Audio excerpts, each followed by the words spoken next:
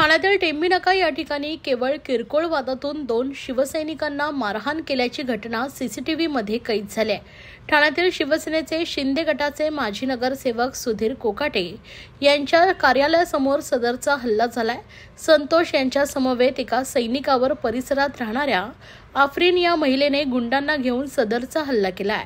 सुधीर कोकाटे यांचा मुलगा विराज कोकाटे यांच्यावर नुकताच किरकोळ वादातून खोटा गुन्हा दाखल करण्यात आलाय।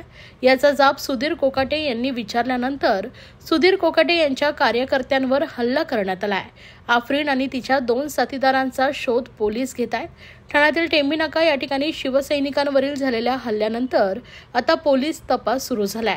आता ठाणे पोलीस सीसीटीव्हीच्या माध्यमातून आरोपीचा शोध घेत आहेत। शिवसेनेचे माजी नगरसेवक सुधीर कोकाटे यांच्या कार्यालयासमोर सदरचा हल्ला झाल्यानंतर आता पोलिसांनी न्याय द्यावा, अन्यथा आम्ही त्यांना शोधू असा इशाराही यावेळी देण्यात आला आहे। 8:30च्या दरम्यान आफरीन नावाची मुलगी आली, पहिले मोटरसायकलवर आली आणि तिच्या मागे एक रिक्षा होती। तर रिक्षा गाडीच्या मागे होती, कोणाला काय लक्षात नाही आलं आणि आमची 4 मुलं बसली होती। ते डायरेक्ट आले आणि ती शिव्या गाडी करून 20 सेकंदात तिने 4 वार केले आणि पळाले। ते माझ्या भावाने अंगावर खुर्ची फेकल्या, ती पळून गेली आणि तिला वाटतं तिचं म्हणणं काय आहे ते तिच्या भावाला कोणी मारलं आहे, त्यात का आमचा हात आहे का असं तिला वाटतं। आम्ही कशाला कोणता बाप मुलाला सांगतो का मार म्हणून, तर काय आरोप करता येत नाही। त्या अंतर्गत इलेक्शनच्या ह्याच्या लफड्यामध्ये यांचं चाललेलं आहे।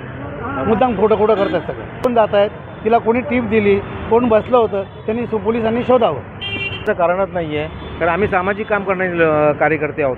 आम्हाला हे अशा गोष्टीसाठी का वेळच नसतो आणि ह्या अशा गोष्टी आम्ही करण्याचा प्रयत्न करतच नाही आहे। पण ज्यांनी हे हल्ला केलेला आहे हे सगळे 2 नंबरचे धंदे करतात।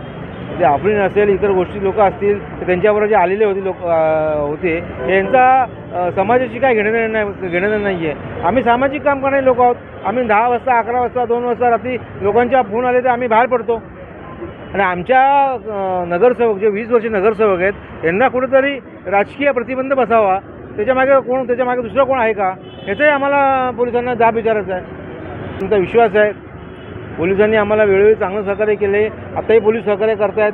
पोलिसांनी त्यांच्या टीमला सगळीकडे पाठवलेलं आहे आणि ते पोलीस सहकार्य करतातच आहे। पोलिसांचं सहकार्य कमी पडलं तर मी आमच्या पद्धतीने शोधायचा प्रयत्न करू।